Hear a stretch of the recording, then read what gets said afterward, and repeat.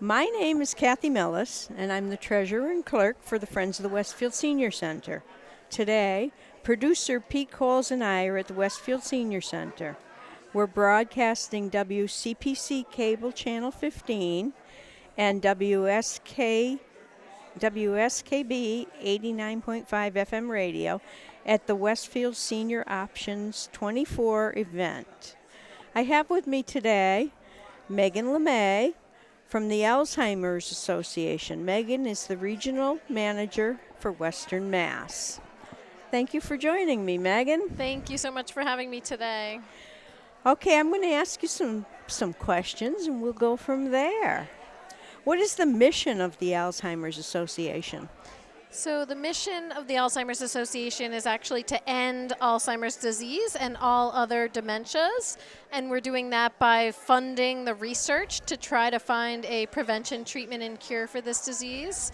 And the other big part of our mission is to provide care and support for families currently impacted by Alzheimer's or any form of dementia. So we want to support people in the day-to-day as well. Okay, what's the difference between Alzheimer's and dementia? So the term dementia is actually just the umbrella term. So it's just a general, generic term that describes the set of symptoms of memory loss, changes in thinking and behavior. So dementia is a correct term. It's just a more general term. It's like the term food. It doesn't describe anything specific. And Alzheimer's disease is the specific disease that's causing the dementia. So Alzheimer's is a more specific diagnosis. And Alzheimer's is the most common form of dementia in the population. So that's why we hear the most about Alzheimer's disease. But we do also serve people with all different types of dementia, meaning like, for example, frontotemporal dementia, Lewy body dementia, vascular dementia, and there's also a long list of other more rare forms of dementia as well. So we would, like I said, serve people with all different types of dementia. Is there an age where dementia could start? I mean, young? So we know that, people think of it as being only that older adults get this type of disease, but we know that people can get diagnosed with Alzheimer's disease or frontotemporal dementia even in their 40s and 50s. So, wow. So that's usually called younger onset dementia. And that sometimes is genetic. If a parent had younger onset Alzheimer's or dementia, the person is more likely to get younger onset as well. But it's not necessarily genetic. Sometimes people just might randomly develop a dementia in their 50s. So that can be sometimes especially challenging because people often get misdiagnosed. They might get diagnosed with something else. And we want to make sure that people are getting an accurate diagnosis and they're still getting services even though they're younger and might not qualify for as many services. So that can be challenging, but that's why we offer things like a younger onset support group for people who get diagnosed younger, and other services as well. Oh, that's interesting. Is Alzheimer's or dementia a normal sign of aging? So that's a great question. No, it is not a normal sign of aging, and we want to clear up that kind of myth that, everyone gets a touch of dementia, because that's actually not true. It is not a normal sign of aging.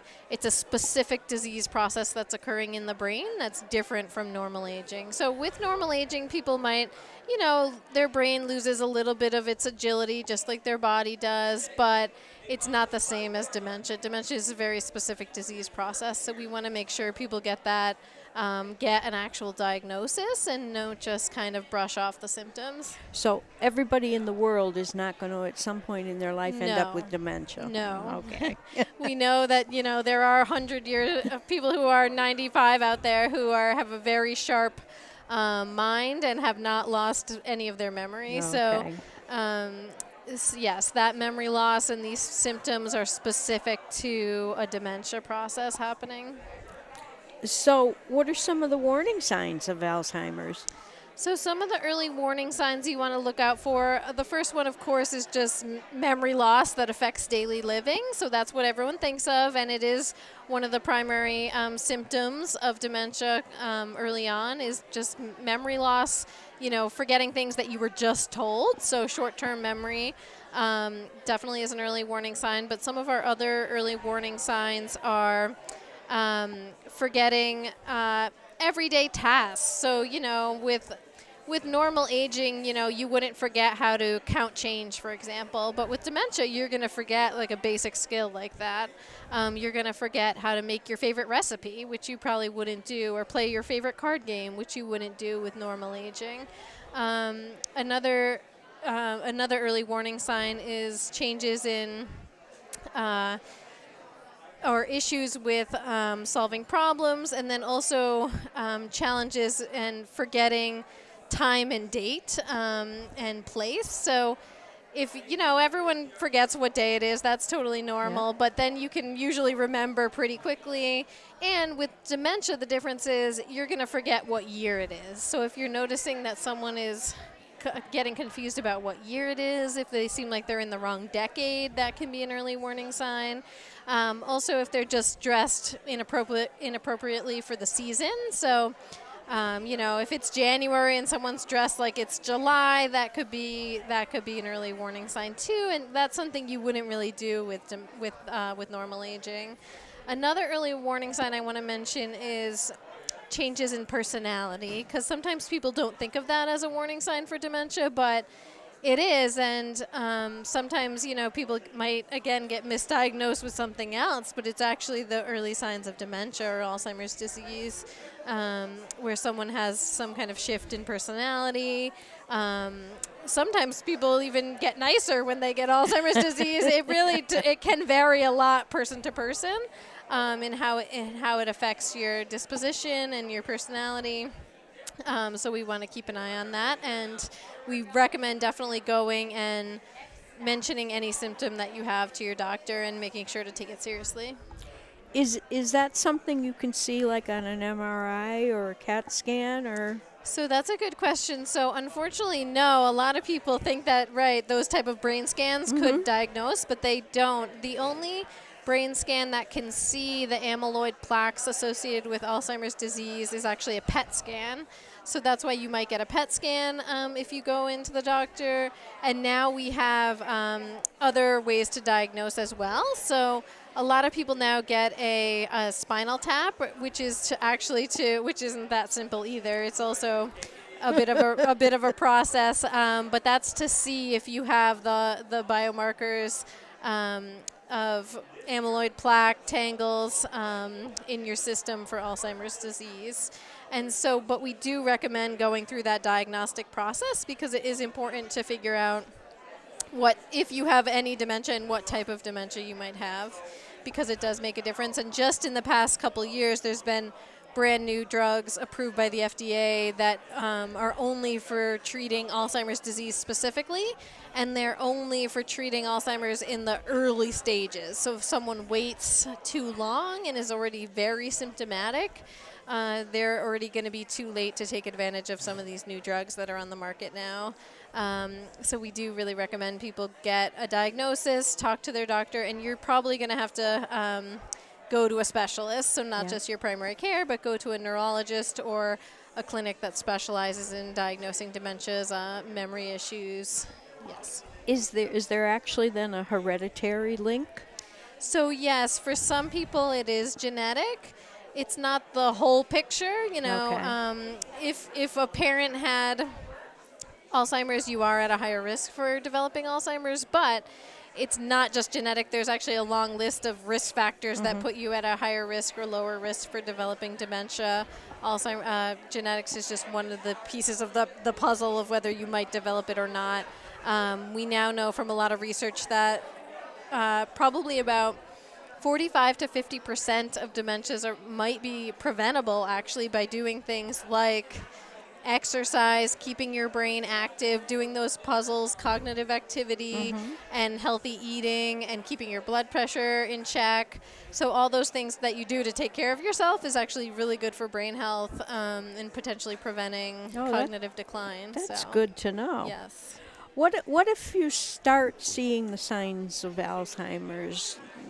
So what do you do after that? Yeah, it can be really, people of course get kind of scared, overwhelmed. They're not sure what to do.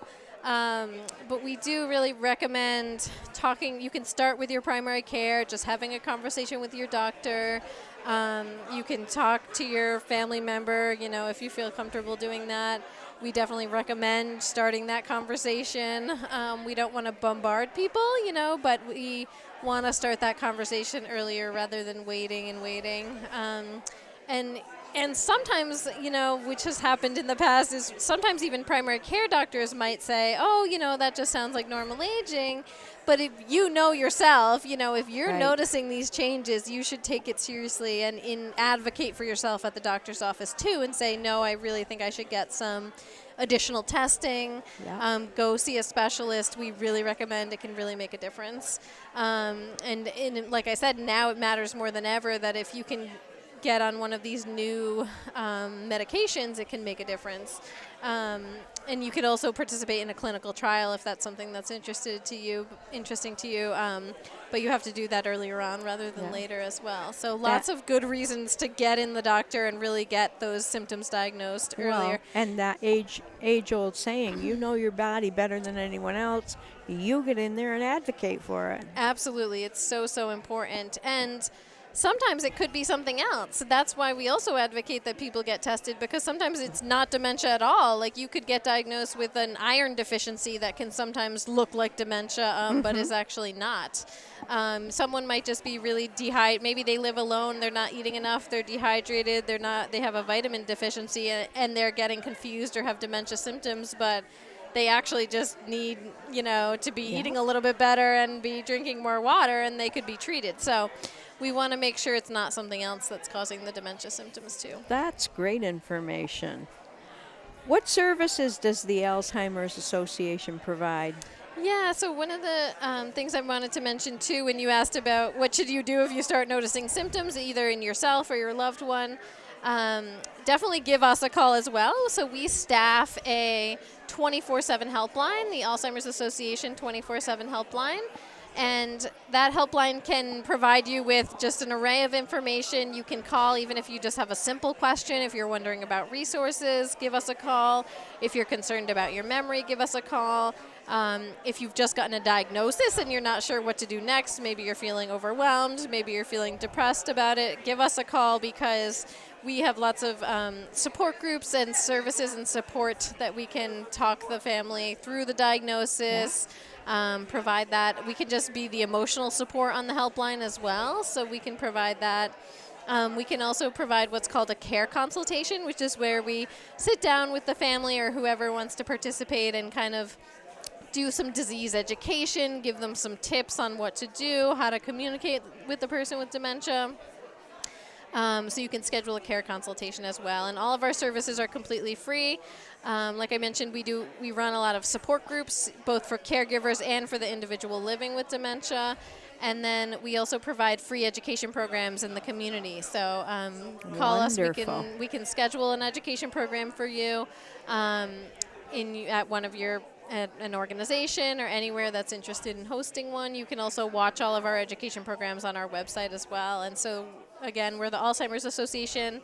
I'll mention our helpline number too. I'll try to mention it a couple times, but our 24/7 helpline number is 800-272-3900. That's 800-272-3900. And you said that's a 24/7 helpline? Is it an actual person? Yes, that's what I was going to Wow. say. Yes. Yes, anytime you call, day or night, if your loved one, if the person with dementia is up in the middle of the night and you're just not sure what to do, which does happen a lot, give us a call anytime, day or night, and you can talk to a real person. It's actually staffed by our professionals, social workers, and other professionals who answer the phone 24/7. Oh, so. that is absolutely wonderful. What other types of events are sponsored by the Alzheimer's Association? So I just wanted to mention our Walk to End Alzheimer's is coming up, which is our biggest fundraiser of the year. It's happening Sunday, October 20th, and that's at Holyoke Community College. So Sunday morning, October 20th, Holyoke Community College Walk to End Alzheimer's, and we hope to see lots of people there. It's a great day to bring your loved one to. It's a great way to honor if you've lost someone to Alzheimer's disease. It's a great way to honor them to walk with us that day as well. All those beautiful purple flowers you guys Yes. have. Can you tell us the 800 number one more time? Yes, so our Alzheimer's Association 24/7 helpline number is 800, so 800-272-3900. That's 800-272-3900. And again, give us a call about anything, even if you just have a minor concern. Please give us a call. You know, it's not an emergency number. You don't have to be in crisis to call this number. We want to just be there to provide education, support, information. Give us a call. Thank you so much for joining us today, Megan. That was very, very informative. Thank you so much. I really appreciate it. All right. Again, Meghan Lemay, Alzheimer's Association. Megan, again, is the regional manager for Western Massachusetts. Thanks again.